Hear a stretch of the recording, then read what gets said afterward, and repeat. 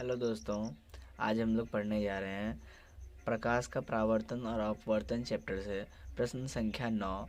जो प्रश्न हमने लिए हैं, वाहनों के साइड मिरर में उत्तल दर्पण का प्रयोग क्यों किया जाता है। ठीक है, तो इसका आंसर हम लोग बहुत आसानी से समझेंगे और इसे इस वीडियो के माध्यम से सीख जाएंगे। और इसे याद करने की आवश्यकता नहीं, क्योंकि हम आपको ऐसे लॉजिक बताएंगे जिसको आप अपने ध्यान में रखते हुए ऐसे प्रश्न का आंसर अपने आप अपने दिमाग में रख सकते हैं। चलिए हम लोग इस वीडियो को स्टार्ट करते हैं और उन लॉजिक को सीखते हैं। उससे पहले अगर आप चैनल पे नए हैं, चैनल पे पहली बार आए हैं, तो चैनल को जरूर से सब्सक्राइब करें और बेल आइकन भी प्रेस कर दें।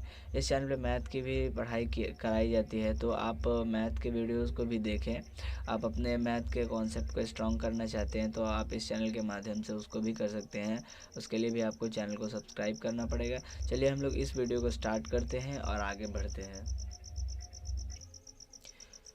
ये होता है उत्तल दर्पण। ठीक है, तो इसका प्रयोग साइड मिरर के रूप में क्यों होता है। सॉरी, ये लेंस है और ये इसका हम लोग सिर्फ इतना अगर बनाते हैं तो ये हम लोगों का हो जाता है दर्पण। ठीक है, तो ये दर्पण है, इसका उपयोग हम लोग साइड मिरर के रूप में क्यों करते हैं वो देखेंगे। एक फ़ायदा तो ये होता है कि इससे ड्राइवर को, चालक को गाड़ी चलाने में सहायता मिलती है। ठीक है, ये लगा हुआ रहता है जिससे वो पीछे के गाड़ियों को देख पाता है और ड्राइव सही से कर पाता है। पहला कारण तो ये हो गया। और तो हम लोग पहला कारण वो लिखेंगे कि इसका उपयोग साइड मिरर के रूप में किया जाता है जिससे ड्राइवर को ड्राइव करते हुए सावधानी पूर्वक वह ड्राइव कर सकता है। ठीक है, और दूसरा हम लोग जो करेंगे, तो दूसरा जो होता है कि उत्तल दर्पण में ना वस्तु से छोटा प्रतिबिंब बनता है। ठीक है, और वस्तु से छोटा प्रतिबिंब बनता है तो पीछे जितनी भी गाड़ियां रहेंगी वो सारी की सारी गाड़ियां उसके अंदर चली आएगी।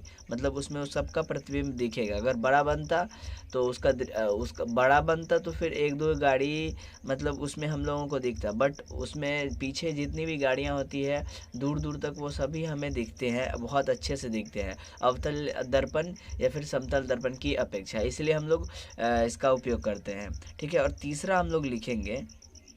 तीसरा लिखेंगे कि उत्तल दर्पण जो होता है ना, इसका दृष्टि क्षेत्र बड़ा होता है। कि इसका दृष्टि क्षेत्र क्या होता है, बड़ा होता है। और दृष्टि क्षेत्र बड़ा होने के कारण वही, जब दृष्टि क्षेत्र बड़ा होगा, यानी अगर दृष्टि क्षेत्र बड़ा होगा तो इसमें बहुत सारी चीज़ें आ जाएंगी। यानी पीछे से जितनी भी गाड़ियां हैं वो मतलब सभी की सभी दिखेंगे अवतल दर्पण और समतल दर्पण की अपेक्षा। ठीक है, तो इन सभी पॉइंट्स के कारण हम लोग इसकी उपयोगिता करते हैं वाहन के साइड मिरर के रूप में। साइड में जो हम लोग मोटरसाइकिल हो गया, किसी भी वाहन को आप देखेंगे तो उसमें साइड में एक मिरर लगा होता है। और इसका उपयोग क्यों होता है, जब कोई चालक है वो जब ड्राइव करता है तो उसे पीछे की चीज़ों को देखने के लिए, कि उससे पीछे से कोई चीज़ें, कोई गाड़ियां आ रही है तो उससे कोई प्रॉब्लम ना हो और वह सावधानी पूर्वक ड्राइव कर सके।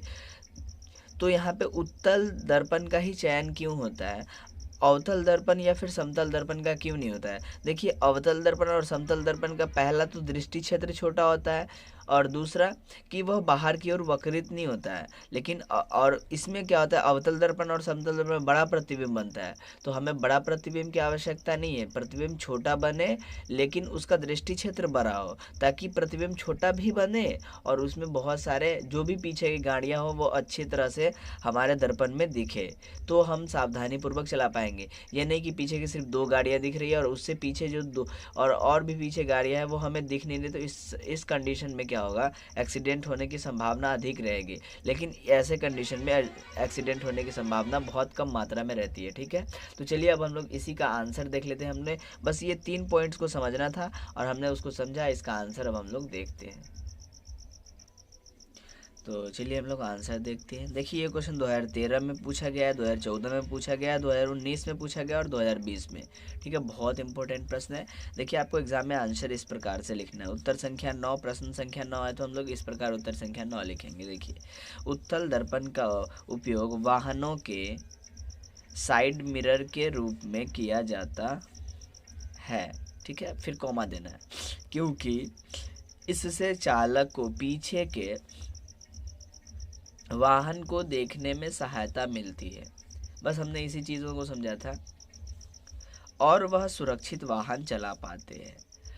ठीक है, किसके कारण? अवतल दर्पण के कारण वो सुरक्षित वाहन चला पाते हैं। साइड मिरर में उत्तल दर्पण का ही उपयोग इसलिए होता है कि उत्तल दर्पण सीधा और वस्तु से छोटा यानी सीधा और छोटा प्रतिबिंब बनाता है। साथ ही उत्तल दर्पण का दृष्टि क्षेत्र भी बड़ा होता है। अब बड़ा होता है तो वो मतलब पीछे बहुत सारे वाहनें होती है, उनको वो अपने अंदर कैप्चर करता है और जिससे चलाने वाला जो चालक होता है वो पीछे की सभी वाहनों को अच्छी तरह से देख पाता है और वो सुरक्षित वाहन चला पाता है। ठीक है, ये बहुत इंपॉर्टेंट प्रश्न है, 2013, 14 और 19 और 20 के एग्जाम में पूछा गया है। ठीक है, तो चलिए आप इसका स्क्रीनशॉट ले लीजिए। ये क्वेश्चन रहा आपका और ये आपका इतना आंसर रहा। ठीक है, और इस प्रकार से हमने इस वीडियो में इस प्रश्न को सीखा है।